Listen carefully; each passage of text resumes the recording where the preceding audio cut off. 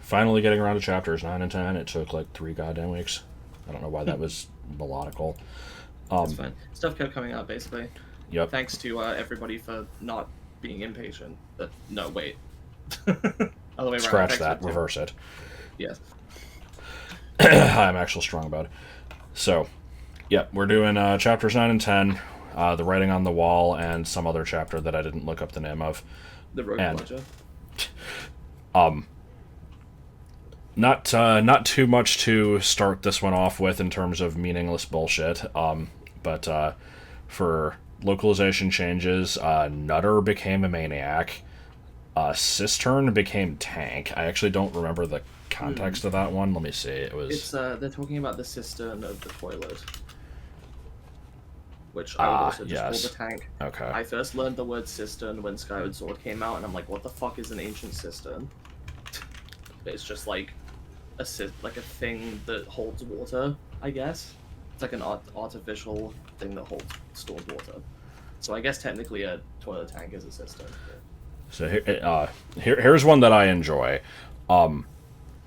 So partway through these chapters, there's a part where like they have the note from Lockhart that they have to show the librarian, and it says that Ron wrenched it from her hands. That wasn't ever changed. It says wrenched in both versions, but there was another instance that got changed to wrenched later. We have the original British text is Dumbledore leaned forward and wrenched the camera out of Colin's rigid grip, and then like 2 sentences later, he opened the back of the camera. That's the American version. In the British version, it's prized both times. He prized the camera out of his hand and then like prized it open. It's like, what the fuck? Right. Okay. So yeah, there's that. We have a very. This one is very much a stretch, but I wanted to include it for the getting past things counter. Yes. He began a kind of roller coaster ride around the edges of the stadium where Adrian Pucey was trying to get past wood. It shouldn't count, but we haven't had any other getting past moments, so I'm going to count it anyway. Yup. Under Unlocalized Britishisms, I've got, can't go in there, said Ron gruffly. That's a girl's toilet. Which I believe is the first instance of them calling the bathroom a toilet. Oh, right. Yeah. Like, I'm pretty sure every other instance up to this point they've called it a bathroom, so I that one stood out to me. And then... that just reminds me of... one time I was like going to the bathroom during a lesson, and I ran into my Spanish teacher. She's like, "Oh, where are you going?" Because obviously I was out of class during class time, and I'm like, "Oh, I'm going to the bathroom," because I never liked the word toilet. It always sounded kind of gross to me. So I said, "I'm going to the bathroom." She's like, "Oh, you're going to the bathroom, are you?" And I'm like, "Yeah." Stupid. No, it was like playful. Like she was friends with my mom. We were neighbors. So, you've mentioned this before, but, like, what's the deal with water closet? Is that actually a term people use? It's a term people used to use. Yeah, it sounds old-fashioned. I can't remember the name for it, but there's, like, a thing called, like, the euphemism cycle, where basically, for certain things that are considered, you know, the kind of stuff people don't like to say, people will... There'll be a word for it, and then people will be like, "Oh, I don't like saying that word, it's like gross," and they'll come up with a euphemism for it. And then that word will become so common that people start to associate that with being gross, and they'll come up with a new euphemism. And toilet is one of the like classic examples of this. People did not use it, like that's why there's so many fucking words for toilet with like loo, lavatory, water closet, like bathroom, restroom, like that's why there's so many names for them, is people keep changing it because they don't, you know, they'll get so used to it, it sounds gross, they're like, let's call it something else. The John. The shitter. Yeah. But anyway. So there's that one, and then we have, oh, come on, no teacher is going to fall for that, said Ron. They'd have to be really thick. This one, again, maybe a little bit of a stretch, but I don't think calling people Americans. Thick is really something Americans say. Not in that context.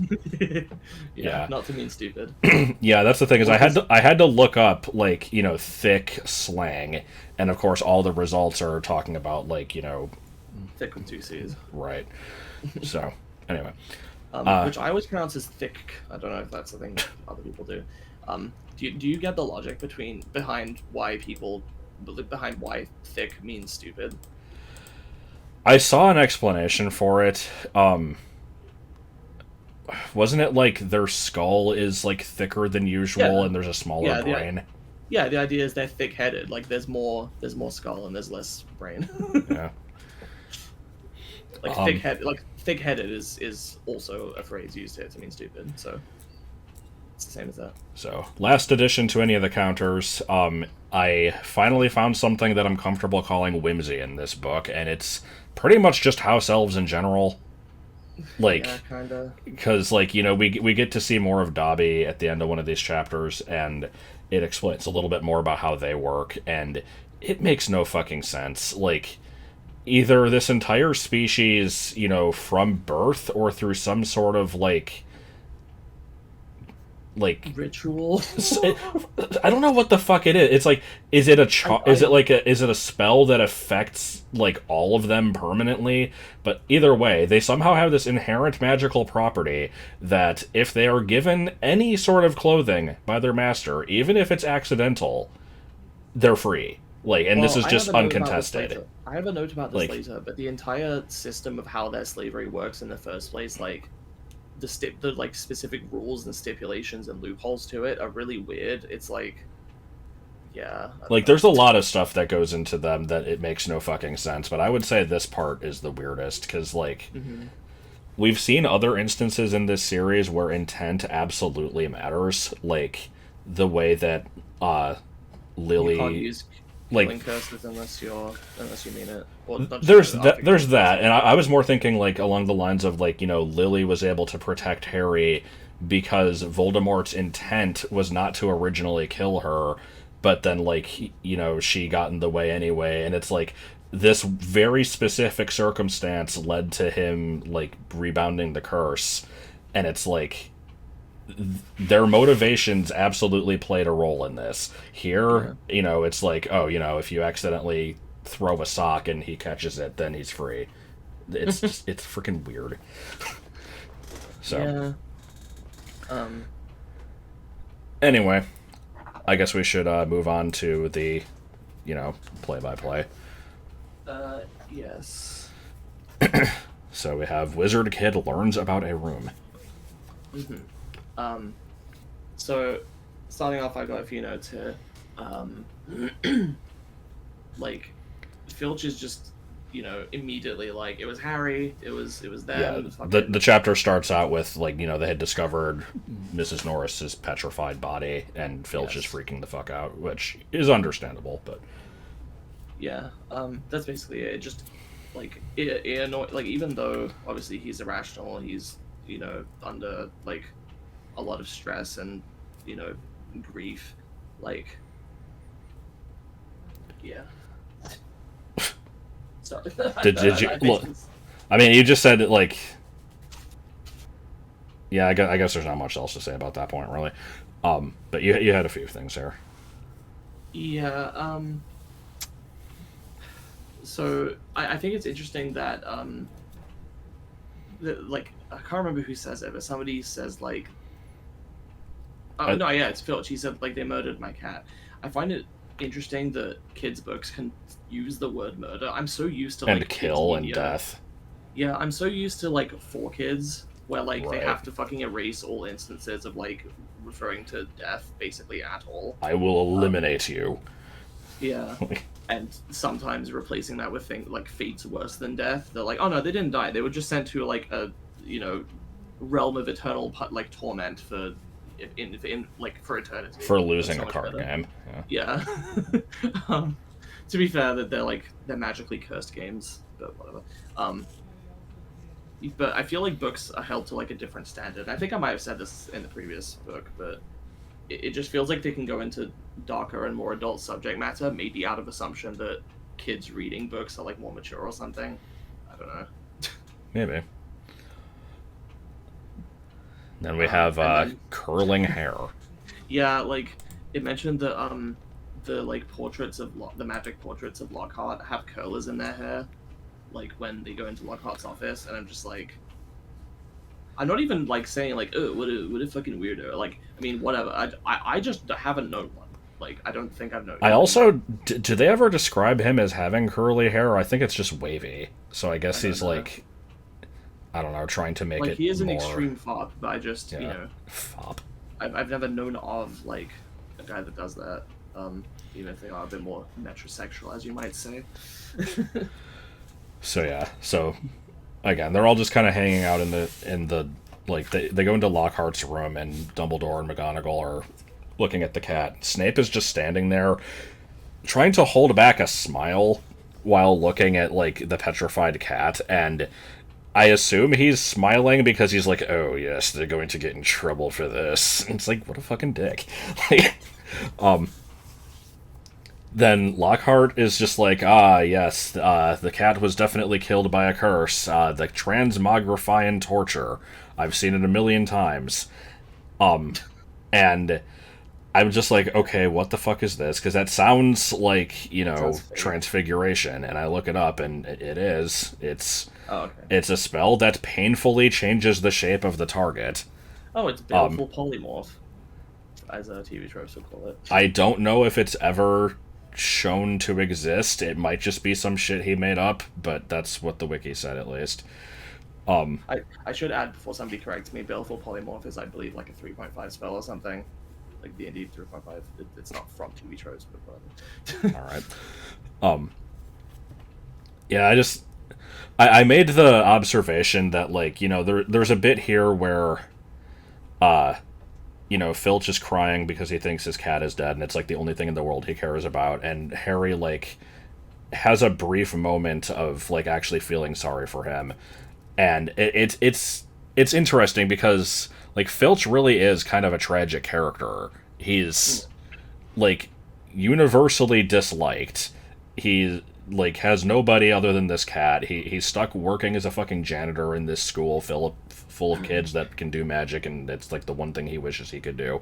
Like, you should feel bad for this character, but he's such a fucking dick that you kind of can't. Like, it's interesting. And then I realized that he's basically just Lubert from iCarly. Yep. That is the new canon. So Lockhart mentions it's pronounced Wagadugu, but it's spelled fucking terribly. I don't want to spell it out loud. It's just it's like a giant pile of O's and U's. Like, what's the context for it again? He just brings it up out of fucking nowhere. I'm trying to find it, sorry. Yeah, he's like yeah, he just says, I remember something very similar happening in Wagadugu, a series of attacks. I'm like, okay, you can't just drop that name and not explain it. So I look it up. It's the capital of Burkina Faso, which I also didn't know was a thing, but I'm sure I've heard of it at some point. I had heard of it at one point. Yeah, it's just, I don't know, it's some African country. There's no relevance to it, really, but also the book spells it wrong. That was good. Oh, really? Oh, yeah. There's like... Yeah, they spell the end of it dogu instead of dugu. Yep. Yeah, I don't know. These are the things you notice. Indeed. It just reminds me of, like, there's some kind of specific video that I'm, like, thinking of, and I can't think of what it is, but it's like the trope in adventure movies and games, like Indiana Jones, like Tomb Raider type of stuff, where they're like, Delacroix, I haven't seen you since that time in, like, fucking Rio de Janeiro. Like, yeah. It's always, some exotic fucking town name. I haven't seen you since you gave me the slip in Shanghai. Something. Bongo! Yeah, it might be from that. I thought it was, like, there was a specific one I was thinking of. I can't remember what it was. Anyway, this is a really stupid note, but there's a part where it says, like, Filch was looking through his fingers while talking to them, and I'm like, I'm trying to imagine this. It just looks really childish. Like, yeah. I can imagine him covering his eyes to not want to look at his cat, but then he fucking peeks through his fingers. Like, what the hell is that? Yeah, it's like, the little kid watching a scary movie. Oh, I was always thinking of like, the like if I can't see you, then you can't see me, but then they're also peeking through their fingers or whatever. Anyway, and I can't remember what the instance was here. I probably should have put it. Let me see if I can find it. But there's some dialogue in parentheses here, or brackets for non-Americans. Where is it? Okay. She has been petrified. She has been petrified, said Dumbledore. Ah, I thought so, said Lockhart in parentheses. But how, I cannot say. Like, it makes sense, because she's trying to be like, he just kind of interjected. We've been doing Bug Fables recently, and, like, there'll be main text, and then there'll also be, like, the characters, like, having a little aside. Yeah. It's kind of like that. This is, I didn't point this out, but I will also mention, I noticed at some point in one of these chapters that there was a part where, like, a paragraph ended, and then there was, like, a line break, and then another paragraph started without an indent, and I'm like, is that a mistake? And then I checked, and they have been actually doing that throughout the books, I just never noticed it. Oh, okay. They only do the indent for quotes, it seems like. Oh. Anyway, well, no, hang on. I can see here. It's not consistent. They do it sometimes. Weird. Yeah, because it's like here, Lockhart's comments, blah blah blah, and then there's a would be expelled for sure. Line break. I'm sure there's a reason for it. Dumbledore was now. Yeah, I don't know. Anyway, so once again we have this bullshit that like similar to the troll situation in the first book where the truth would exonerate them, but Harry's like, nah, they won't believe that. To be fair, they didn't give a reason in the first book for Hermione lying. It might have been that. Here, Harry is outright like, I can't tell them. Yeah, they bring that up shortly after this, but yeah, it kind of makes sense, but it still frustrates me because I'm like. Yeah, because the whole situation is just like, well, we don't think that you could have possibly done this because this is advanced magic, but like. It is suspicious why you were in the hallway, and, they're explaining, we were down at the Death Day party, blah, blah, blah, and it's like, well, why didn't you go to the feast afterwards? It's like, who gives a fuck? They don't need to explain that, yeah. Like... If they're allowed to be elsewhere, like, that's fine. But it's also one of those things where, like, if he was lying, I heard a weird voice, like, saying... like spooky things is such a shitty lie that like you wouldn't say that if it was a lie. I don't know. Yeah, I always try to like if I'm in not that I'm in a situation like that often, but I just don't like lying. So yeah. No, I get that. To be fair, I am a terrible liar anyway. Like, because I always break down. I put in a note here that I'm surprised you didn't question, but I said, like, not because it's possible to tell when someone's lying. Because technically it's not possible. Like, people think they can tell, and in some cases, like, if somebody is really bad at, like, maintaining it, but if they're just saying something with, like, a straight face, there is no way to actually know without proving it. Like, you can't look at, like, facial cues or anything. It's not actually, like, consistent between people. Yeah, it's like you can get a sense of it, but I guess you wouldn't know based for sure. On facts that you know and maybe what you know about the person, then you can sense that something might seem suspicious, but like there are people out there that are like, oh no, I always know when my kid is lying or something, and then they've like tested them in lab conditions and they're really bad at it. So like always there was this random phase that like my brothers went through where I don't know where the hell they picked this up, but like anytime they suspected somebody is lying, they'd be like, say that again and let me look at your eyes. And then they'd be like, you're lying. I could see it in your eyes. Like, where did this come from? God. Stupid. Like I said, it was just a random phase. They just started doing it at one point, and then it lasted like a month or two. Yeah. I need to stop leaving these contextless notes because I don't actually know what I mean by the next part. So what happened is... Snape is like, I get the feeling that they're not telling the truth. Harry should be punished. He should be, like, taken off the Quidditch team. McGonagall's like, Snape, shut the fuck up. Like, there's no like, sign that he's done anything wrong. And the cat wasn't hit with a broomstick, so there's no reason to take Quidditch away from him. Oh yeah, that's Yeah. it. I said I like the implication that the punishment should fit the method, and I'm like, okay, if they did know that it was petrified through like magic eye contact, and Harry actually did have the basilisk's powers, they were trying to punish him. Like, what? They make him wear a blindfold? It's like, oh, now you can't see. Good shit. So, yeah, apparently we overanalyzed the shit out of this one scene because it keeps going. Yeah, I questioned. There was a part here where, like, Harry's kind of telling his story. Dumbledore, like, gazes very intently at him and is just like, Say that again. Let me look. huh? Say that again. Let me look. Yeah, he just kind of does that, and then he's just like, Harry didn't do it, and it's just I'm like, oh, okay, hold on. Is he just kind of judging his character and, like, body language, or, like, is he actually reading Harry's mind there? Because, he is capable of doing that. It's either that or Dumbledore blindly trusts Harry, but he doesn't want to immediately be like, "Nah, Harry didn't do it," because then they'd be like, that was Fair enough. with you. I don't know. Here's a sentence that I have fucking pointless aside for. They went as quickly as they could without actually running. Here's the problem is I didn't write down what this made me think of, and I remember one of them. The second one was like something I had seen on Reddit like that same day, and now it's been a fucking week, so I don't remember it.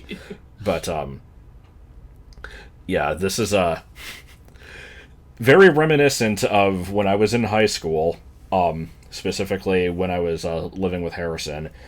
I had to walk to school, and it was like a 15-minute walk or something. And I always, like, tried to get home as quickly as possible, but I didn't want to, like, run because I would look like a jackass. And so what I did made me look even more like a jackass, which was just walk as fast as I possibly could. And so at one point he called me out on this, and he's like, yeah, I saw you, like, fucking strolling home, like, you were acting like, there was a monster chasing you, and the only thing you couldn't do was run. And so I think I stopped doing it after that point, because I'm like, yeah, this probably looked really stupid. God. I used to sometimes run home if I was, like, late for whatever reason, like for my train or something like that. And I always, like, there was a period where I would, God, I'm trying to think. At school for a while, I used to wear a backpack, and it was, like, fucking enormous. I would pack literally all of my school stuff in there, regardless of what I actually had that day, because I didn't want to have to swap it out. So I just had constantly, like, all my stuff in there. Yeah. And it was enormous. And then there was another period where I had, like, a messenger bag, and I couldn't fill that one quite as much, but it was still usually pretty full. And so whenever I would run, like, my bags would fucking swing to and fro with this massive, like, inertia to them. But yeah. So yeah. Anyway, like I said, they speed walk away from all the professors and all that shit, and Harry's just like, do you think I should have said anything about the voice? And Ron's just like, oh hell no, like he just immediately it's like, maybe I should have mentioned the fact that I heard this voice saying, like, it's gonna tear people apart, like that might have been relevant information for the adults. And he's just like, no, it's good. It's extremely good you didn't tell them, because that would have made you look crazy. It's like, the fuck? It's just very weird.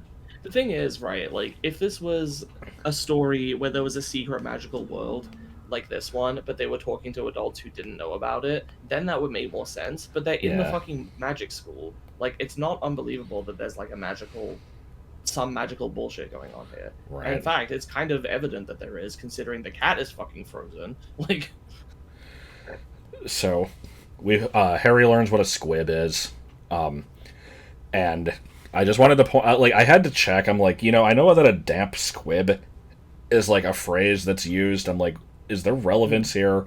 And I had to look it up because it's not really a phrase that we use in America. But yeah, a damp squib is something being, like, more disappointing than expected. And apparently that phrase is used because a squib is a type of firecracker, and so a damp one would, like, not go off, I guess. Yeah, So it makes enough sense. yeah, the term of referring to like somebody born from a magical family that doesn't have magic is, I guess that would be disappointing. So fair enough. Well, and it's it's similar to the whole firecracker thing, where it's like, okay, we set this thing up, it should have the capability of going off, and it can't. Yeah. Anyway, here we have, I believe, the first instance of the word snigger. It's not. One of its forms. I checked. It's not? No, it was used Okay. in like chapter 3 of the first book. Did we miss it during that? I or- think we pointed it out. Because I also checked, because I saw that, like, it said that Ron sniggered when he said that, like, when he found out that Filch was a squib. And I'm just like, okay, hold on, now we gotta check. But, yeah, I'm pretty sure we checked that before. So the only reason I'm even bringing this up is because other people have taken issue with the use And of by this other word in people, books. we mean the guy from Potterless. And Because probably like a small hand. The thing is, I have seen other instances of like works where the word was used and people complained about it, and yeah, basically the argument is always just like, oh, you don't need to. You can just say snicker. It's basically the same word, but it doesn't it's sound like not fucking hurting anybody. Like, Yeah. I don't get that. Like, it's like, oh, it's really close to a bad word. It's like, okay, but it's not that, not, though. yeah. Like, It's like even one step more. Ron removed is from- not offensive term for a black personing at the fact that Yeah. Filch is a squib. Like, that's not the and then fucking I- context. Like, Yeah. And then I've seen other people be like, "Oh, but it comes from that word because." And I'm no, like, it doesn't. It doesn't. You can look it up. It comes from like fucking some old Norse word or like from one of the Scandinavian languages or something. Like, it's a Anyway. perfectly valid word. But, Yeah. yeah, so I had to look that up again because I'm like, are people actually offended by this? And I found like a discussion on it, and the consensus seems to be like, there's nothing wrong with it. Use it however you want, but like, if you say it, like, if you're saying it out loud instead of writing it around the wrong people, like if they mishear you and just refuse to like give you the time of day when you try to explain yourself, then you could get yourself into trouble. But like, what the fuck? There might always be a risk of that with something you say. getting Yeah, misheard, it's dumb. Understood. But yeah, while looking that up, that's where I also learned that apparently, what was it? Long time no see is considered Oh, yeah. offensive That was- to like Asian Americans because was it the was other like phrase? making fun of like poor English from like people who immigrated here. That is the etymology, but nobody is thinking of that. Yeah, it's like I found it on a list of like words and phrases that you don't know are actually racist. Secretly racist. It's like, I don't think that's a thing. Fuck off! Like, if nobody knows, then who's it offending? Why are you drawing attention to it? You're not thinking of it. The person who hears it isn't thinking of it. Like, and even if they are, like, it's not what you're fucking saying. The other ones I just checked was no can do, Yeah. and apparently uppity, except no, Yeah. that was different.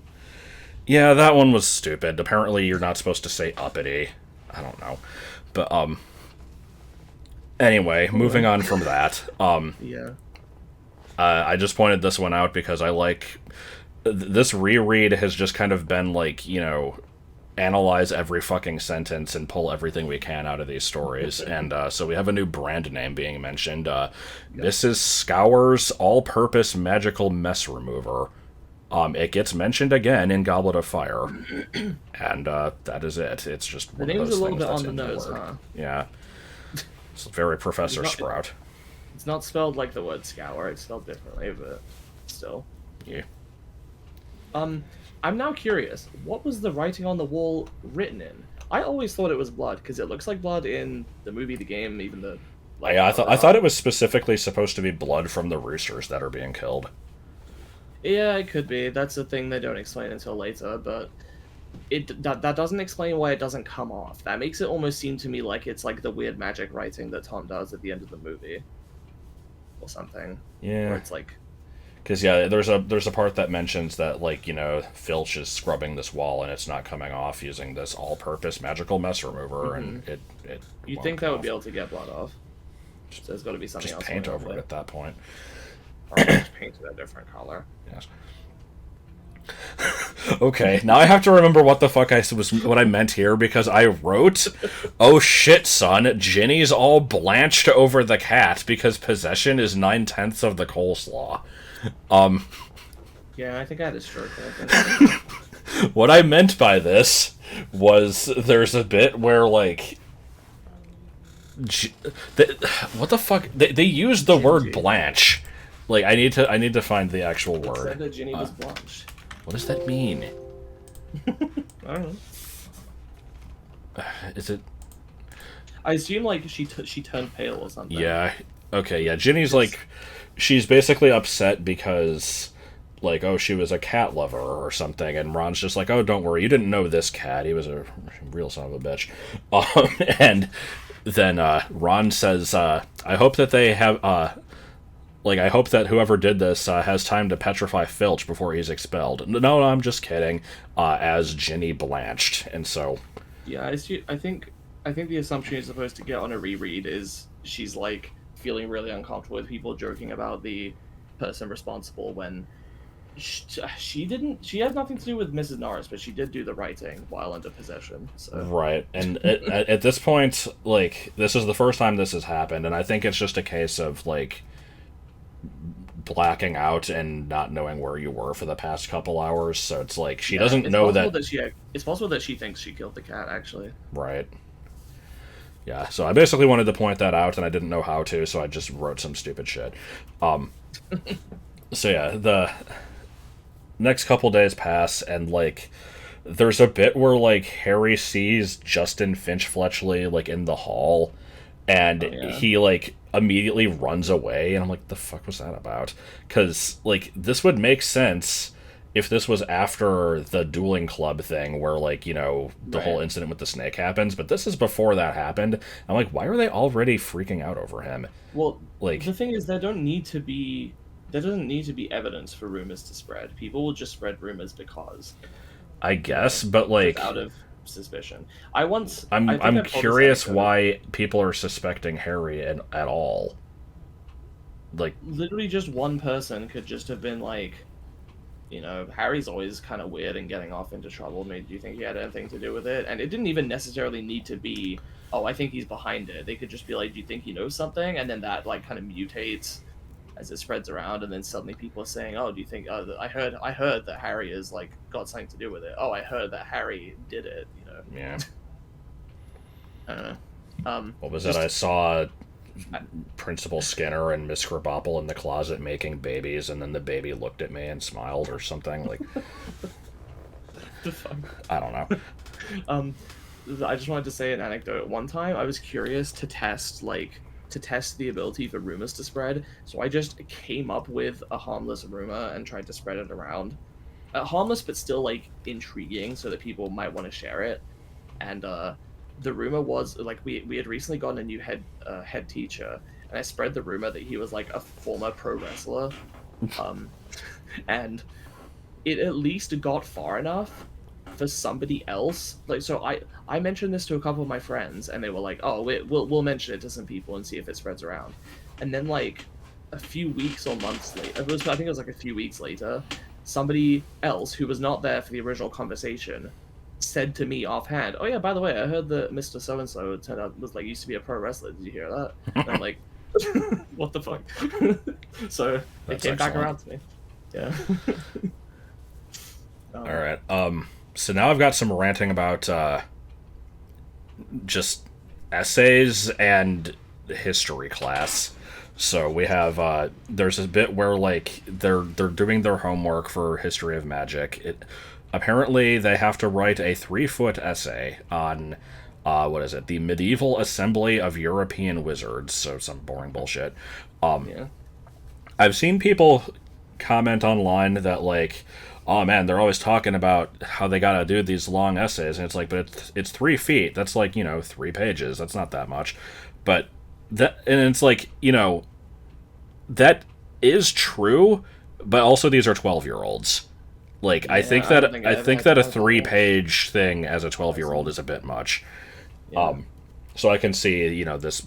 Obviously, you I look think- back at it later, and it's like, it's no big deal. But at that age, I it's think I think at like 15, 16, I was doing stuff where they wanted us to do like 2 pages. Yeah.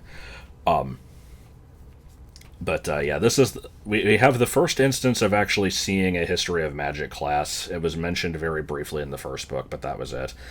And I think I went on a rant about it in the last book, so I don't want to go full throttle on this one again. But again, this is another instance where I've seen so many times online, people are like, "Oh man, Harry's a moron." Like I can't like you find yourself in this magical world that you know nothing about. How can you not find the history of magic like amazingly interesting? Like it, want to learn all of this stuff. And I'm like, I don't think that would change.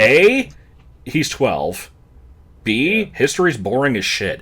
And that's an opinion. People can disagree, but I feel like it's a popular opinion. I feel like if you don't care about regular history, the addition of magic probably wouldn't make. Yeah, because it's all like 12, 13 horrors, goblin rebellion. Like there's so many aspects to this. It's first of all, Binns is ridiculously fucking boring. Like the dude drones on, does not offer any variety of the class. There's no way to like mix up the information, like how it's being presented. There's no interactivity. It's just he tells you a bunch of shit and you're supposed to somehow care about it. And it's not just Harry. The entire class is always asleep except for Hermione somehow. Like this is established many times. So yeah, it's like, oh, it's so unrealistic. It's like, no, it's not. This is I can absolutely see this. I can fully anticipate somebody in the comments trying to defend history. That's not the point. The point is, if you already find history interesting, or if there's things you get out of it, then yeah, you're gonna get stuff out of this. Yeah, and if you don't, I just think magic won't make the difference. Right. If you don't already like it, there is stuff to like about history, sure, for some people. For some people, but it's not gonna change it. It's not gonna change anyone's mind. That's the thing, is like, I've had one good history teacher. They actually managed to kind of present the information in a way that I'm like, okay, I can, I don't hate myself actually learning this info, and I'm going to retain some of it. Every other class I've had, it's just, I don't fucking care what these people did. Like, I'm not going to remember these names or these events. Like, it's just a personal thing, and I feel like that's not a common, like, that's not an uncommon way that people feel about the subject. It's not for everyone. Yeah. So anyway, let's see, we've got the reason that they show the history class is because Hermione interrupts it to ask about the Chamber of Secrets, and Professor Binns explains the whole thing and keeps going on and on about like, oh, and none of this has ever been proven, this is all just rumors, blah blah blah. But the class is, having none of that. They all get excited for a minute, and then as soon as he gets off the subject, everybody falls asleep again. It was, I just said it was probably a good call to kind of move this to McGonagall's class for the movie. But it does make sense to have it in the history class. Like, it's a little... Yeah. Yeah.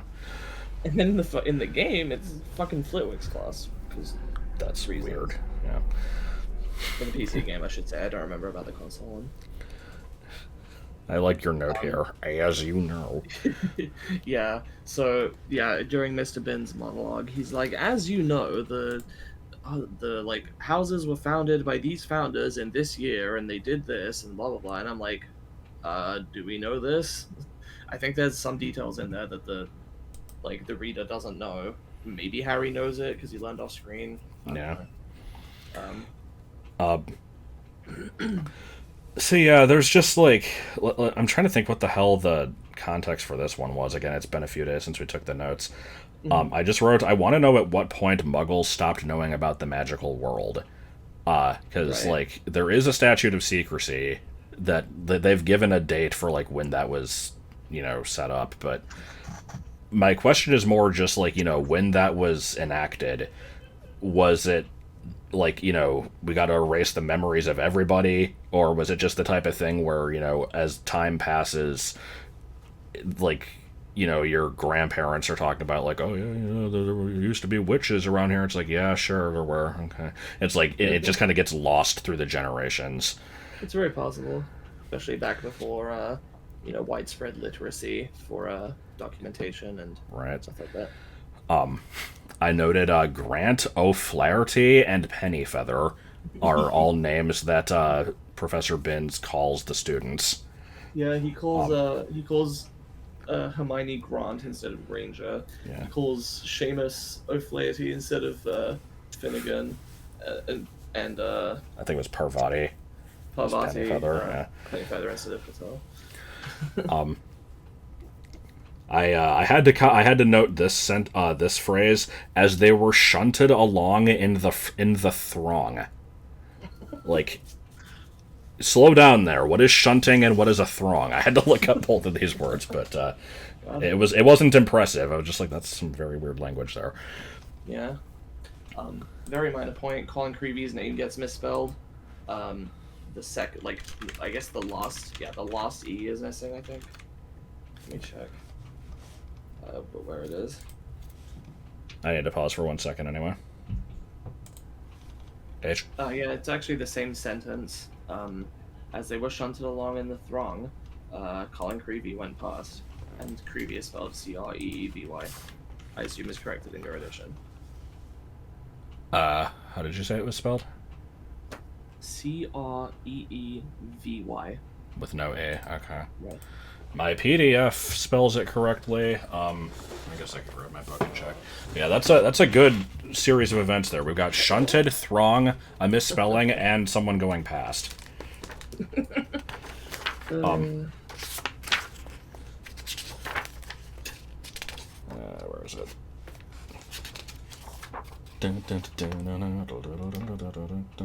Oh, it is spelled wrong in my book. Okay. I did not know. Well, I wasn't reading the book, but yeah. Yeah. I know there's a point. There's somewhere where I remember they misspelled Percy as Perry. I don't remember which book it is, but Good. that's the only one I ever really remember. I look forward to it. All right. So, anyway, yeah. So they were like investigating the hallway where the message is on the wall, and they're just like, "Oh, we should look around for clues." I'm like, "The fuck? What are you gonna find?" And then Harry's like, "Ooh, look, there's some scorch marks here." What do you mean scorch marks? Where? Why? I wrote in, obviously Mrs. Norris fought back by breathing fire, but... Yeah, I actually don't know what that's from. So Hermione sees the spiders, like, filing out of the window and thinks that that's weird, and then this is where we find this is where Ron, admits that he doesn't like spiders, which, on a side note, I actually saw this posted yesterday, in the first book, when they're on the train going to school, Ron and Harry are in their little car or whatever, and the twins come in and they say, like, we're gonna go meet up with Lee Jordan. He's got a giant tarantula. I didn't think of it this way, but people were saying, like, they were warning him that there was a big spider if he went to look for them, and we're trying to do it in a way to not embarrass him in front of his new friend. And I'm like, maybe? Like, I don't know if that was the intent, but all right. Anyway, so yeah, Ron says that, like, he doesn't like spiders. Hermione's like, but you use them in potions all the time. And he's like, well, I don't mind dead ones.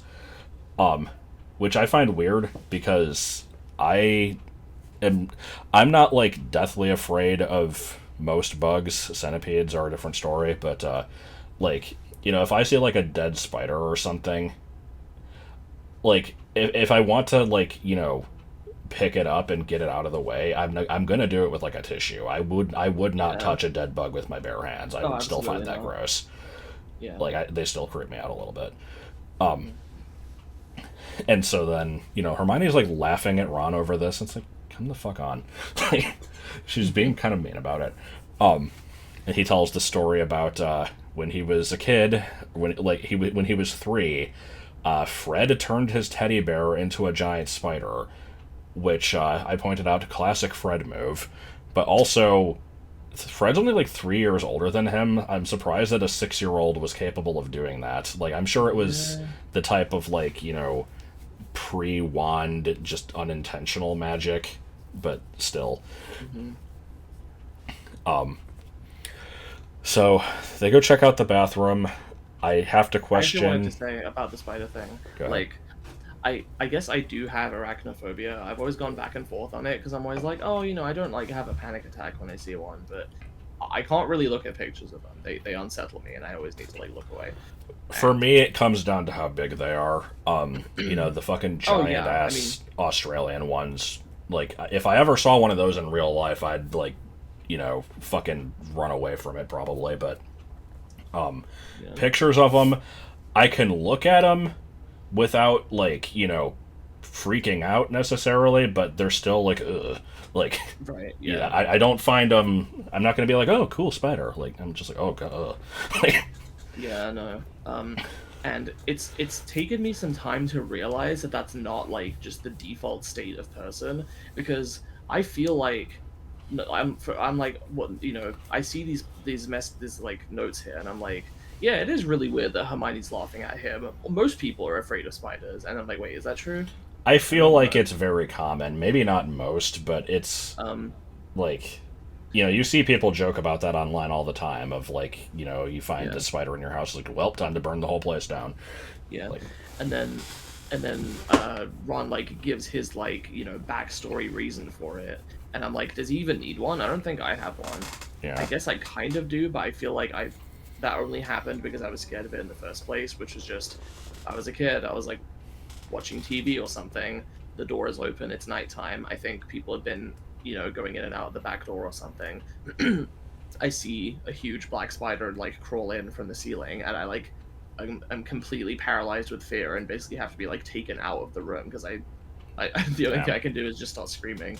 But I feel like that only would have happened in the first place because I was scared of them. yeah. If it is, like, if the thing landed on your face, then I could see that being like, an inciting incident. But if you were already afraid of it, then that's just a phobia. Right. Yeah. So, moving on from spiders, I have here. I just kind of wanted to question moaning myrtle because, like, we've kind of discussed this in the last one with, like, why does nearly headless Nick stay at the school? It's just like, well, these ghosts want to pass on their knowledge or whatever. It's like, okay, why the fuck does Myrtle stay in this bathroom stall? Like, I get that Yeah. she's like perpetually depressed and it's just kind of like she wants to like be self-pitying or whatever, but like I'm wondering how long that's going to last, because it's been like what, fucking 50 years.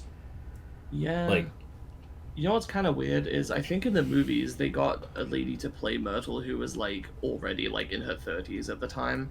I think she was like 40 by the time of Goblet of Fire or something. she's surprisingly old. I don't remember her name, but yeah,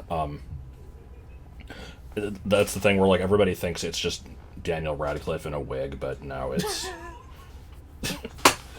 I forgot about that. yeah, she does a really good like baby voice. So especially with the outfit and the ghost effect, you can't really tell that she's supposed to be that much older. Apparently her name is Myrtle Warren, by the way.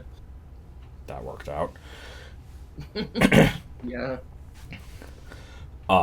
Either way, there's not much else to say about this other than, like, this is another case of what really is kind of a tragic character that's played off for laughs. Because, like, she was killed as a teenager and has spent the last 50 years depressed and, as we find out, suicidal even though she's already dead. And basically never getting over this. Go away. Yeah, and it's just like, well, damn, is this ever gonna get better? Pretty fucking dark character. Yeah, I wrote in here, oh shit, trigger warning, because Myrtle says she's gonna kill herself. Gotta be banned from TikTok. But, Yeah, I gotta say unalive instead. Yeah. It is kind of, you said it was kind of jarring. Like, I agree with that, though. It was very out of nowhere, because it's like, I was at the Death Day party, and Peeves was making fun of me, and I ran away, and I was going to kill myself until I realized I was dead. It's like, Jesus Christ. Yeah. So, we then find out ghosts can make water splash, because she dives into the toilet. Yeah, there's like questionable. You know, I don't know. I was gonna say maybe they can choose to interact with certain things, but I don't even think that's the case because there have been times where they want to interact with something and can't. Yeah. Right. So. My next note is Percy. Why do you have sand in your vagina? He gets so pissed. Yeah, he like they leave the bathroom and Percy sees them. He's like, Ron, you were in a girl's bathroom. What are people gonna think? And he's like, it's not that big of a deal. It's like, oh, you don't think it's that big of a deal, but what about Ginny? And it's like, the fuck? What? Yeah, that was so he's like, and he takes points away from them. He's like, I better never catch you around here again. Don't you know what this looks like? It's like, Percy, calm the fuck down. He's in there with Hermione and Harry, unless they're having a fucking like preteen like orgy. Oh my god. They're obviously just fucking like. Yeah, if I saw them, I just assume they were just like I see. The thing is, I don't think he was upset about the girls' bathroom thing necessarily. It was more just like you're at the scene of the crime and like it's gonna further implicate you or whatever. I can kind of get that, but he freaks the fuck out for no reason. And like there's a very, very minor plot thread throughout this book of like, oh, like Percy's being secretive. Like, what's that up? Like, what's that about? And it turns out it's just, oh, he has a girlfriend and he's been like, sending her letters. Yeah. So what does that have to do with this freak out here? Like, I'm not convinced it does. You I think in the last chapter, or like 2 chapters ago, you were joking that it was like Percy's masturbation arc or something. It's because it is. I like if we carry that thread further, we could say like, oh no, they found his secret fucking like hidden wank spot or something. God, but no, there's a part later on, like we'll get to it when we get to it, where Ginny says something about like walking in on Percy and he like tried to, play it cool, and it's like, Jesus Christ, this is he's absolutely being caught jacking off. Like, but to be fair, they don't have mobile phones. If he's sending letters to and from his girlfriend, they could be like, talking like that. And he might be fucking getting frisky. Fucking just. It's true.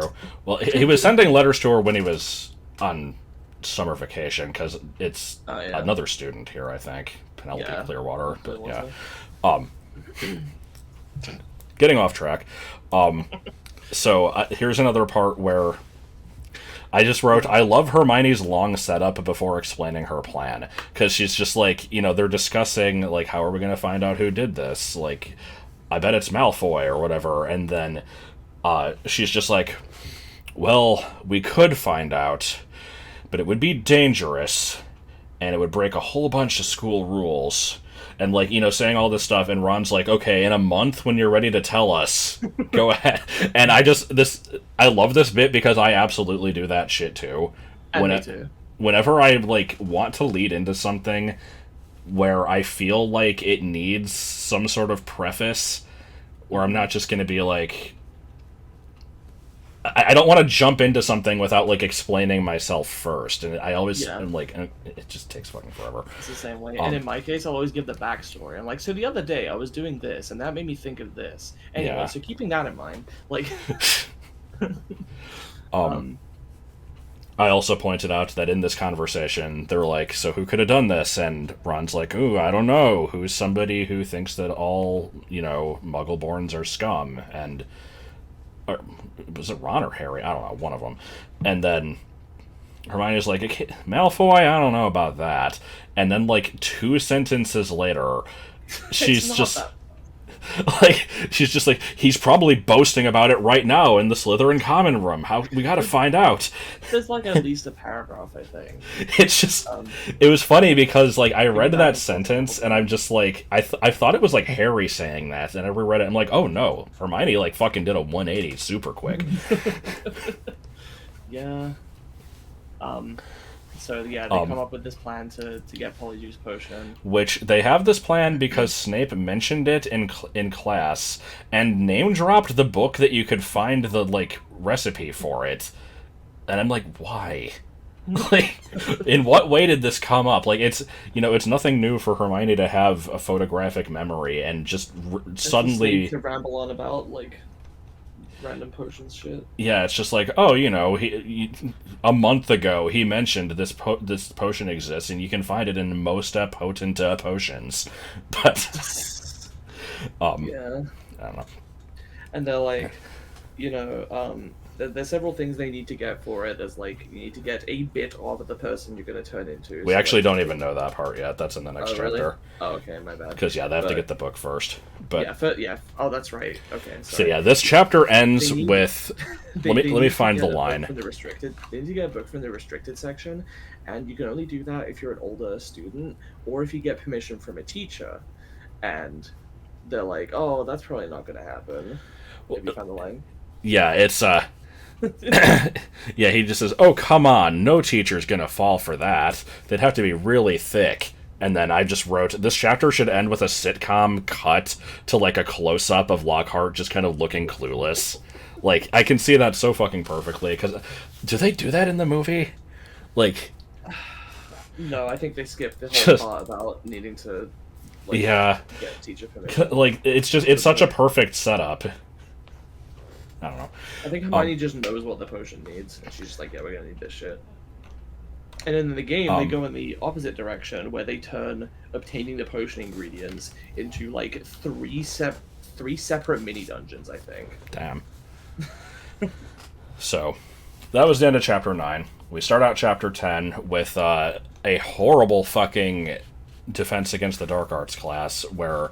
Like, we learned that after the Pixie incident, Lockhart has stopped bringing creatures in, and instead he just dramatically does these, like, reenactments of moments from his book, and always gets Harry to, like, act out other roles in them, and it's, like, really demeaning. And in this specific one, it's like Harry kind of had to, like, get on Lockhart's good side so that, like, they could get the book from him later, or, like, get the note.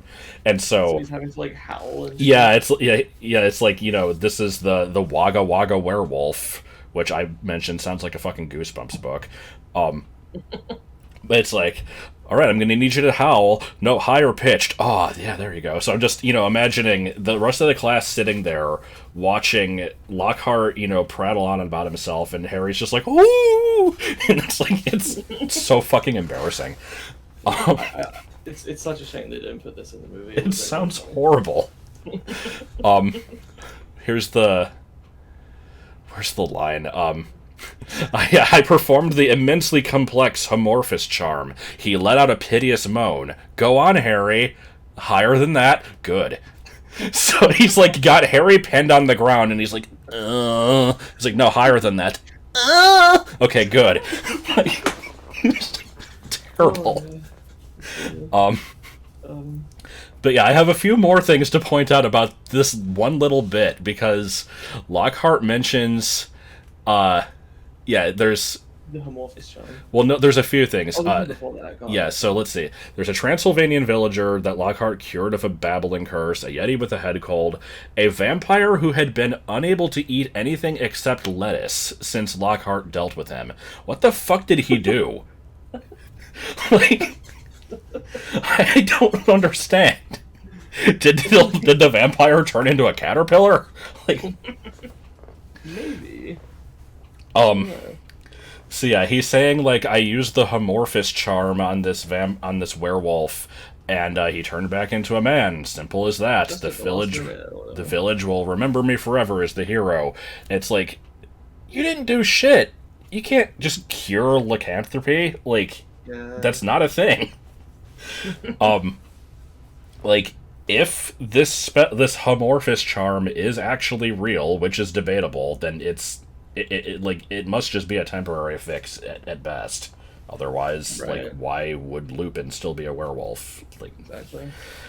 So, then they finally ask for permission. I have one more thing. Is when they get the permission slip from him, Lockhart pulls out a giant peacock quill, and it's mentioned that Ron is revolted by it. I don't know why, but I just love that.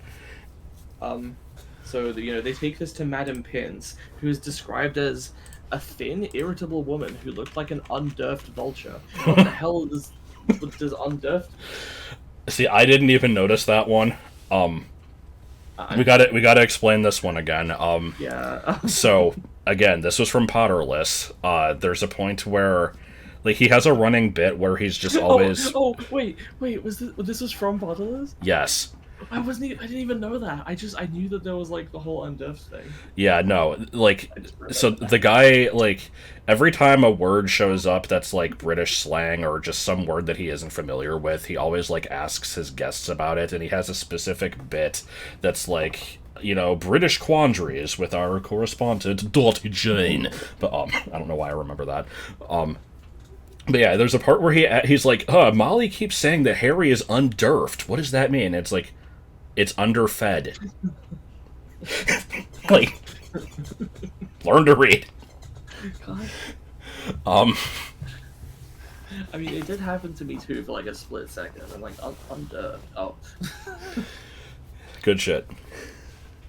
Yeah, So yeah, they get this book. They're, you know, figuring out where they need to brew this potion. Hermione says that, like, the best place to get privacy is in Myrtle's bathroom, which just makes me think of the JonTron review of the Goosebumps TV show where the kid is in the bathroom. He's like, I'll be out in a minute.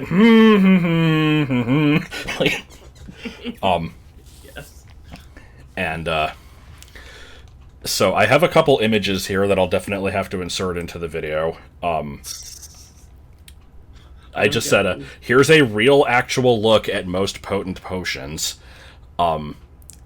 It says, yeah, it was clear why it belonged in the restricted section.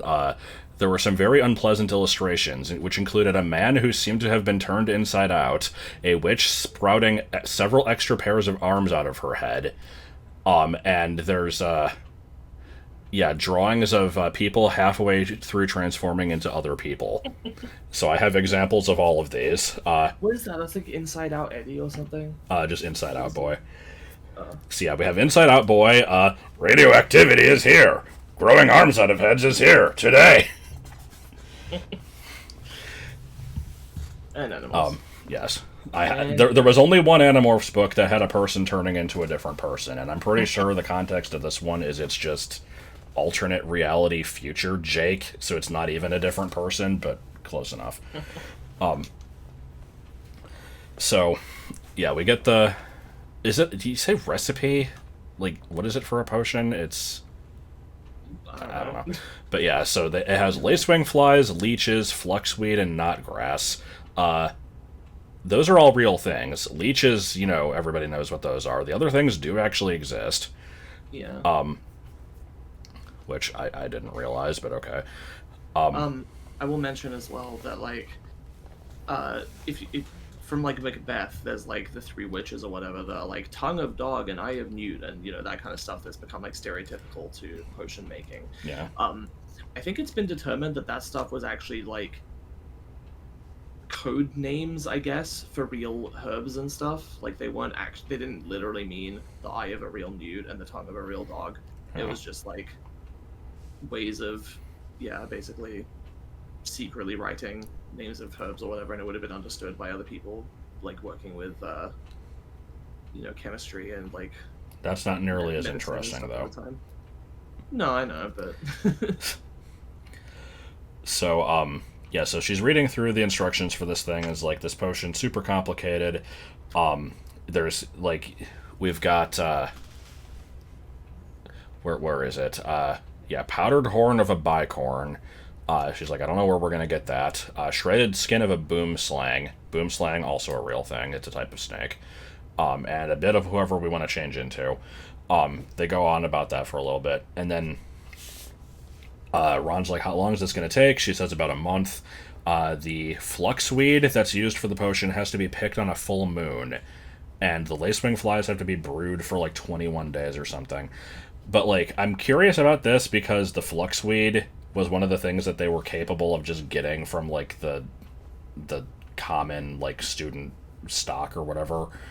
So I'm wondering if, like, it always is picked on the full moon for, like, any potion, and so, like, the stuff in there is good enough, or she's gonna have to go out and get some somewhere else. Because, it is, mentioned once in Order of the Phoenix, when they're in the forest, that they walk through, like, a field of fluxweed. So they do apparently have some on the school grounds, but she probably doesn't know that yet. I don't know. Yeah. Minor details. I don't see Hermione sneaking into the forest by herself at age 12. Yeah. Get Harry to do it. So yeah, again, things that don't matter, but it was just something I wondered about. Indeed. Quidditch. Quidditch sure exists. Suddenly. Yeah. It's Gryffindor versus Slytherin, and they get down, and Malfoy's there, and all the Slytherins, and that they're all shit talking, and Malfoy calls Harry Scarhead, so I put in remember Scarhead. Remember fucking Scarhead? Yeah. So yeah, the Quidditch game, it's Quidditch. I don't mind reading it. It's one of those things where there's just really not a whole lot to say about most of it, though. Like, this is a big important game because we have to beat the Slytherins to prove that, Malfoy can't just, or, like, his dad can't just buy their way into victory here. And, Oliver Wood's been going nuts with the training and all that stuff, but whatever. They start the game. The bludger immediately starts homing in on Harry and won't leave him the fuck alone. And so everyone knows, like, oh, there's something fucking wrong with this. Except only the twins notice. Well, pretty soon, like, they realize. Like, yeah, like, because they're both just constantly following him around, keeping this thing off of him. And while that happens, like, apparently the other bludger was, like, attacking other people or whatever, and Wood's like, what's going on? Because they call a timeout, and I had to point this out because this is another thing I learned from Potterless, is because that guy is, like, a big sports nerd. Apparently, having timeout in a game like this is, like, a ridiculous concept. And I guess it's because you don't have them in soccer, which is something that, as someone who doesn't watch sports, I didn't know that was the case. But I guess the idea is you're not really supposed to just... the whole point is it's an endurance thing, and you're supposed to just kind of let it run. And I think the point that he made is, like, if you can have timeouts, then there's nothing stopping a player from calling a timeout, like, right before the opponent's score, or, like, right before the Seeker's about to catch the snitch, and it's just like, oh, well, sorry. Yeah. I guess that kind of makes sense. I'm not sure how the rules on that work with other games that do have timeouts, though, because, like, I'm pretty sure you can call them in basketball. Could be totally wrong. Couldn't you just do that, like, when they're about to shoot? And I assume you still let them take the shot. Like, the timeout doesn't cancel that out, so I don't know. It's just something I felt like pointing out. But, so they do get their timeout, and they're like, okay, this thing is definitely going after Harry, and they're like, what can we do about this? Can we try to get them to look into it? And Wood, is it Wood? Wood's like, yeah, we can't do that. Well, we can, but it wouldn't do any good because we'd have to forfeit to do it. And I'm like, why? Yeah, let me find the... It doesn't make any sense. Let me find the way it's explained. Okay, so... yeah, they're saying, like... Harry's like, just... I can't catch the snitch if you're going to be flying around me all the time. Just go back to the rest of the team. I'll deal with it on my own. And Wood is, like, considering this. And then Alicia says, like, this is insane. You can't let him deal with it. Let's ask for an inquiry. Harry says, if we stop now, we'll have to forfeit the match. So, yeah, I don't know what that's all about. Like, I guess, like, once the game started, you can't stop it other than the timeout that you totally just already did. I guess because the inquiry would be, like, having to actually take a large amount of time out and, like, investigate this thing to see if it's been tampered with. I don't know. Whatever. Well, I feel like they could just play the game out, and then, whether they win or lose, they can be like, there was something wrong with that bludger. They can look into it, and then possibly just invalidate the match and do it again. Maybe, but that's less dramatic, so... I guess. it feels very contrived. A little bit. Plus, they could just point out, like, hey, this bludger won't leave Harry the fuck alone, and then, Madam Hooch watches it or whatever, and it's just like, oh, yeah, that is messed up. Okay, let's start again. But no, they don't do that. So, I I'm a fan of the phrase here, Harry did a stupid kind of twirl to avoid the Yes. bludger. And I And think then this is... Malfoy the idiot just starts laughing at him instead of paying attention. Training for the ballet, Potter! That's such a good line. Yeah. So I had to mention here that the movie makes this scene... And, FYI, Yugi have been taking ballet for 6 years regardless. Sorry. I just What the hell? that. It's from the fucking Yugi versus Jaden rap battle. Good. So yeah, the movie makes this scene way more dramatic, but it eliminates the rain. But there's like the whole thing in the movie where they're like flying underneath the stands, and this bludger is like fucking destroying all these support beams and stuff. And it's like none of that's in the book. But I guess it would have been a bit much. Yeah. We haven't quite reached, you know, the Triwizard Dragon task that goes off on its own adventure for 5 minutes, but I guess we're getting into that territory a little bit. Anyway, the match ends. The thing won't leave them alone, like, even after the game is over. They're like having to wrestle this thing back into the case, and yeah, Harry passes out because he gets his arm broken. When he comes back, like when he like comes to, Lockhart's like, "Oh, don't worry, I'll fix it." He's like, "No, no, you won't." But he does it anyway. Loses bones in his arm.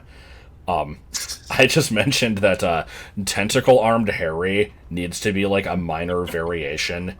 Like if there was a, you know, like an action figure set, you have to have tentacle arm Harry as one of them. Like that, I don't know why. That just, it sounds like something that they would do for like Star Wars or something. Like, Yeah. So yeah, they go to the hospital wing. I fucking hate the scene where Madame Pomfrey's like, "You should have come straight to me. I can't believe that." And like, Yeah. he tried. Like, And he doesn't stand up. yeah, he doesn't, and that it makes me really mad. No, it pisses Because me like off too. it doesn't really matter, but like, why doesn't he say like, "Yes, I tried to. He wouldn't let me." Like, it wouldn't have changed anything, but Yeah, it wouldn't have you changed the wouldn't be story. at fault. Put that in. Like, Just put that in. Harry says, I couldn't do anything. Like, the only thing I can think of is, like, maybe they're hesitant to actually express Lockhart's, like, incompetence around other teachers. Maybe. Because they're, like, worried they'll get in trouble. I don't know. Because like I always like, maybe I'm off base on this one, but in the scene, maybe it's just the way she says the lines in the movie, but like, there's the thing, it's like, you know, you're gonna have to drink this, but it's gonna be unpleasant, and growing this back is gonna be painful. It always seemed like she's like, "Well, you had this coming for not coming to me first." Yeah. Maybe not the intent, but that's how I always read it. Mm-hmm. And yeah, Skelegro, terrible name for a serious potion that actually is gonna do, like, you know, important things that are painful. It sounds like fucking Drano. The Like, thing is, it probably is like that. I always assumed it was a brand name. Like, I thought, like, a company makes this potion. Maybe they have the patent for the recipe or whatever. Like, it was mentioned that Harry's dad invented, like, a hair potion, or like, no, Yeah. Harry's dad's dad or something. I don't know, like an ancestor invented a hair potion. It's like, you know. it's I just assume it's just potions kind of can be funny. intellectual property. It's kind of funny to me because like, you don't really hear brand names on medicine that, like, when you do, they're still like, you know, Advil or something. It's never like, Well, you Advil know, was a brand name though. I know, that's what I'm saying. It's like, it's not like headache be gone. Like, You do get that stuff though. eh. Not an important point, but I just thought it was kind of funny. So yeah, you had more of this. yeah, I'm curious what happens if you drink this stuff, like if you already have all your bones, because there is a point brought up in like Goblet of Fire when they find out that Hagrid is a half giant. I think it's Ron says like, "I was just figured he got into a bunch of Skelegro as a kid." So I'm like, does it just make your bones bigger? Like, or is that just Ron, you know, baselessly making random assumptions? No, because Harry does have most of his bones. It's only the arm bones. Like, there's no way. I know. mean, maybe it can tell where the fucking gap is, but yeah. It's just kind of funny. Um, and so Pumphrey mentions that Harry needs to regrow 33 bones. So I got curious and I looked up how many bones are in the arm. I also Um, did this. I and just didn't make a note of it. the answer I found on Wikipedia was that there are 32 bones in the arm, and I'm like, oh, And maybe it hand includes, together, like, right? oh yeah, the arm and hand together, which I assume everything from the shoulder down was gone in Harry. 32 actually includes the shoulder and the clavicle or the collarbone. So question mark, what's the extra bone? There's a few Yeah. possibilities I can think of. Number one, bones fuse as people grow into adults, so maybe he's at a stage where like there's one more fusion that has to happen in his arm. I don't know. I don't know how that works. The other possibility is maybe Pomfrey just remembered the like the number slightly wrong. Uh, Probably. I mean, slash this slash is. Rowling got it wrong. It's surprising that if she got it wrong, like if Rowling By got it only wrong, that it was one. so close, though. Yeah, that's the thing is I imagine she would have had to look it up. Yeah. Um, but anyway, and Doesn't matter. the other possibility is maybe Harry just lost an extra bone, like connected, like near there or something. He's missing one of the bones in his left foot. Yeah. Like, not even from magical reasons. It was just never there. So, anyway, yeah, Harry takes the potion. There's, like, a whole bit where the Quidditch team comes in and they're gonna, like, have a party and they get shoot out. So he falls asleep and wakes up to, Dobby's creepy ass looming over him.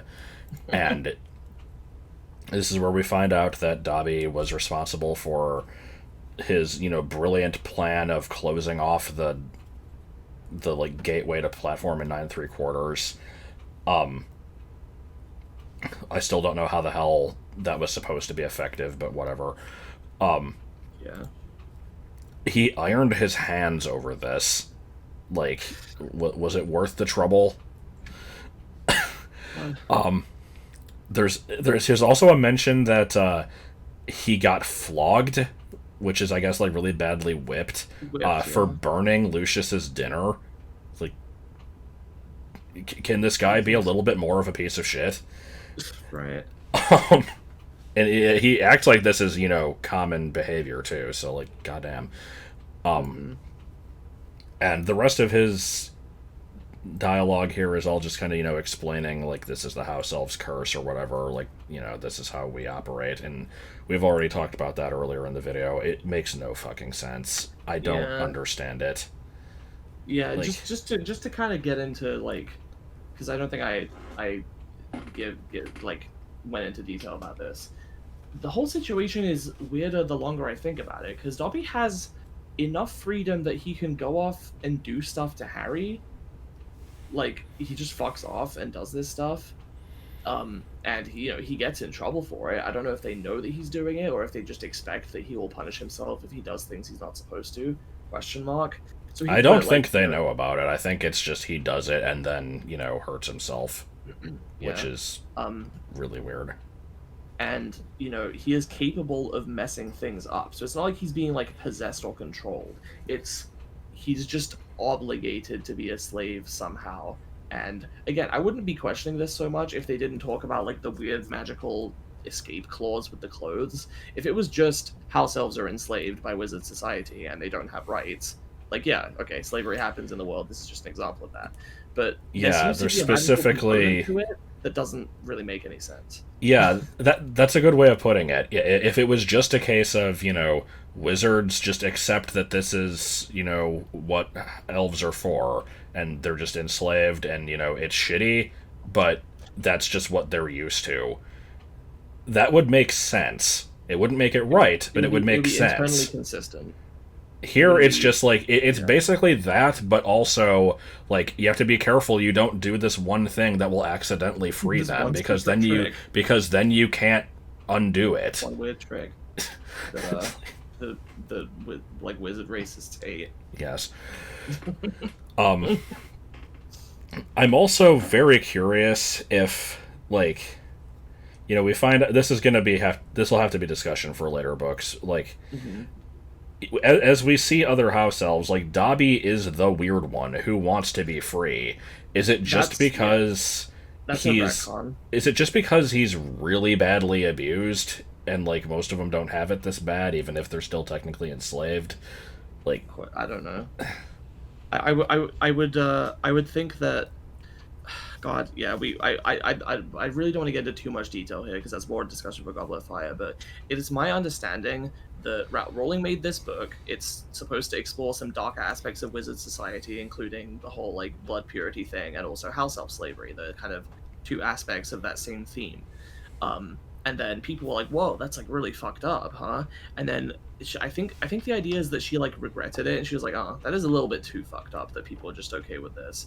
And so she backpedaled because in Goblet of Fire they go out of their way to be like, "No, most house elves actually like it. Dobby's just weird," which is not explained in this book. They just say house elves are enslaved, and when Dobby says he wants to leave, the reader assumes it's because slavery is bad and people don't want to be enslaved.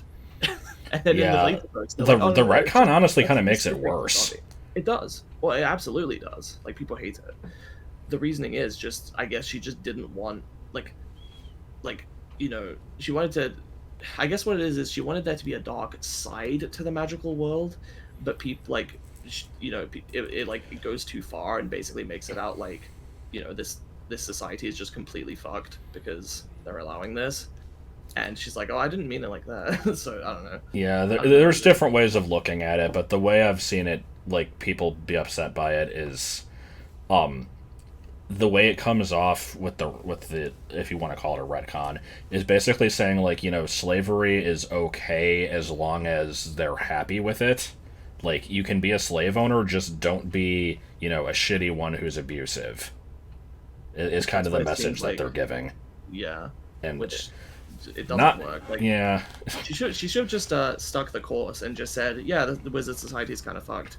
And then, I've seen people say that they wanted them to explore that a little bit more and actually say, like, okay, other character's going to do something about it. It didn't need to be a, primary focus of the story, but they could have at least been like, as they're carrying through the themes of like, hey, we should, deal with this blood purity stuff. They could also be like, and also this house of slavery stuff is fucked, let's deal with that. Because then Hermione tries to do something about it, and it's it kind of gets brushed off. But it kind of gets brushed off. Okay, enough about that. Okay.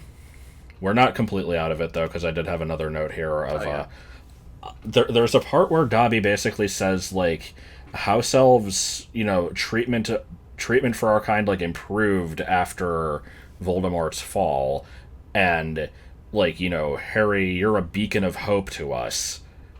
And that's really weird to me because I don't understand how that correlates. Like, now, if it was implying that, like, Voldemort had a whole bunch of these, like, he had a whole bunch of elves doing his bidding, and, he would beat them or kill them if they fucked up or whatever, and now that he's gone, things are better. That would make sense, but I don't think he ever did that. Right. So, I don't know. It's a little weird.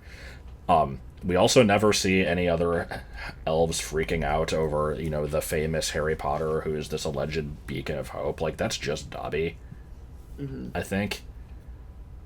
Creature sure as hell doesn't. I don't think Winky does. But, whatever. Then we have the scene of... Dumbledore is carrying in the petrified body of Colin, and they're saying, like, we found him outside, we're pretty sure he was trying to visit Harry. We found this, like, bunch of grapes next to him. I'm just like, why the fuck is Colin bringing him grapes?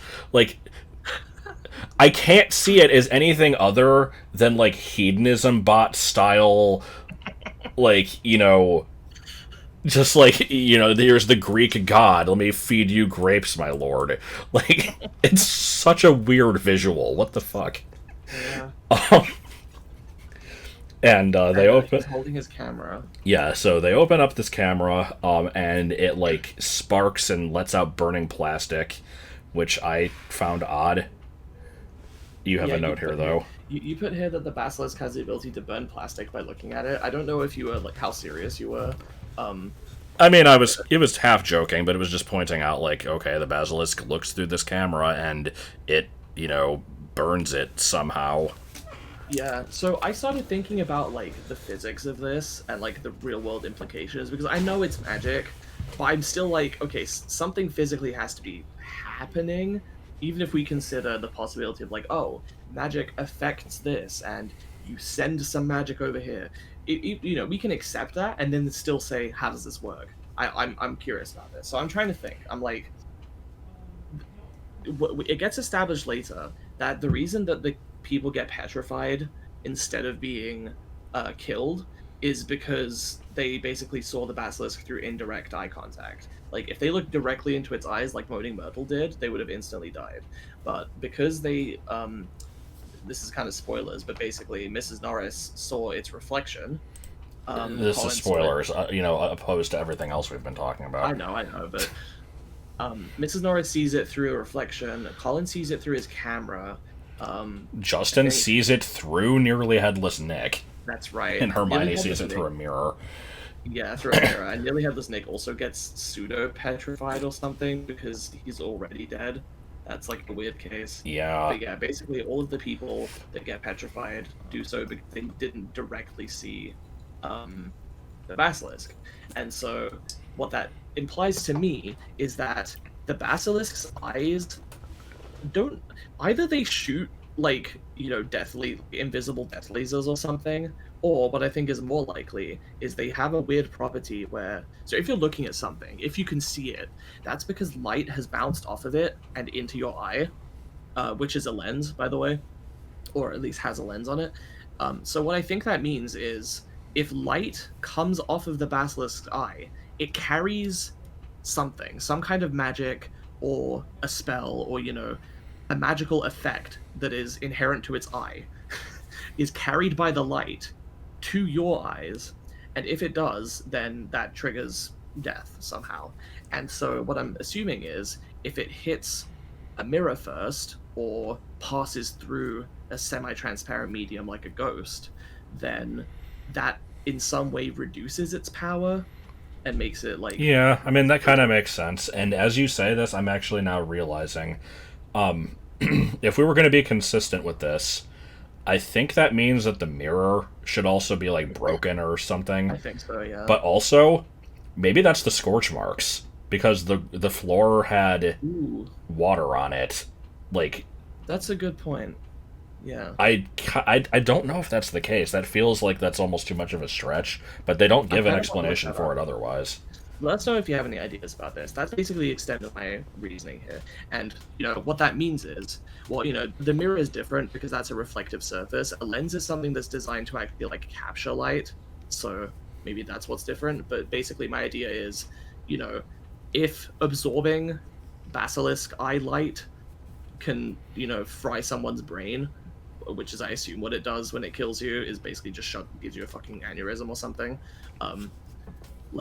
It stands to reason that if that kind of energy is absorbed by just a regular, muggle artificial lens used in a camera instead of one in the eye, that it would carry that energy into the camera and also fuck it up. Just like, almost like like the thing we use a magnifying glass to like burn an ant. It could be like that, maybe. Yeah, I suppose. But with magic. Anyway, thinking way too hard about basilisk. That's what we do in this series. So for this last thing I have here, I want to go on a little bit of a tangent. In the seventh book, it's established early on there's only a couple known ways to get rid of Horcruxes, and they're like really dangerous or whatever. But basilisk venom is a way to do this. And then towards the end of the book, there's the incident where the Room of Requirement gets burned up by the fiend fire, and then they escape it. And it's like, oh no, I dropped the diadem in there. Like, how are we going to get it back to destroy it? And Hermione's like, no, don't worry, it was fiend fire. Like, it was, or no, actually, no, they don't leave it in there. I think he carries it with him the whole time, and it like fucking puffs out of existence in his hand or something. It's like fiend fire is also able to destroy Horcruxes, but I would have never done that because it's like uncontrollable. And people fucking hate this. They're just like, oh, that was convenient, right? Just bring this up out of nowhere. They could just use the fangs. Yeah, and I'm like, they have fangs. this doesn't matter. Why Yeah, are yeah, you here's the why are thing, you treating this like it's this big like it's not a Deus Ex Machina. They yeah. didn't solve a problem that would have been difficult otherwise. So why am I bringing this up though? It's because at the end of this chapter here, Dobby gives Harry the information, like, inadvertently. He, like, doesn't realize, like, he catches himself in saying, like, the chamber is real, and it has been opened before. And this is new information to Harry. He's like, oh, you gotta tell me more. And he's like, no, I can't, and he leaves. And then fucking 2 minutes later, Dumbledore comes in with Colin, and is just like, this proves that the chamber is indeed opened again. And it's like, see, that is shitty writing. Because that's like, we learned this information, and the moment it becomes knowledge to the reader and to the main character, now it's like, oh, well, yeah, we can just say it again. Like, that's not going to be a big important, like, you know, lore drop. Like, it's stupid because it doesn't affect anything. Like, it doesn't affect anything by saying it again, but it just feels lazy to me. Not lazy. Okay. No, not lazy. Like, I don't know what it is, because it's like... Basically, if Dobby hadn't said anything, Harry was going to find out anyway, so why include that? Yeah. Like, it's a very similar situation to the Horcrux thing. Positive editing. But, like, it just... That always stood out to me as being really weird, and, like, yeah, they probably could have written that a little differently. Like, if it had happened like a chapter later, that's fine, but it happens fucking instantly. Yeah. And that's what we end the chapter on, is, you know, we have this, you know, Colin's been petrified, we learned that the chamber has been opened before, and then we learned that the chamber has been opened before. Pretty much. And presumably Harry gets his bones back. Yep. We have... Yeah. The only one I really want to point out here today, we did get a nice time-stamped comment from Jordan full of responses to things. There's nothing that I specifically feel like we need to address. There's one here that says, from a different commenter running on cylinders, that says the basilisk might have had, like, you know, there might have been, like, rats and fish and stuff. In terms, yeah, for, like, how it was surviving all these years. Yeah. Alternatively, it might not have needed to sustain itself, and the reason given for that is that it's massive. I'm going to go ahead and say that actually, like, goes against your point, because things that are larger need more food to, like, you know, exist. That's why animals don't go above a certain size. Like, there was a size... Yeah, I mean, really, the answer could just be it's a magical creature, it doesn't need food. Yeah, I think that's the better answer, is it's a magical creature, it doesn't need food, or doesn't need as much food, or it can feed off of racism instead. Like... But yeah, anyway, I guess that's basically it. You also apparently forgot to put the previous one on the playlist. Oh no. Alright. Okay, so I guess that's it for this one. Next time we're just doing one chapter, right? I believe so, yeah. We're gonna be doing, the Dueling Club. Oh boy.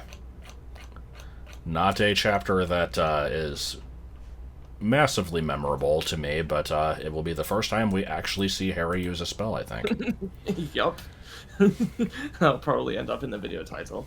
Yes. But yeah, see you guys for that. Thanks for being patient again. Bennigan's. Goodbye.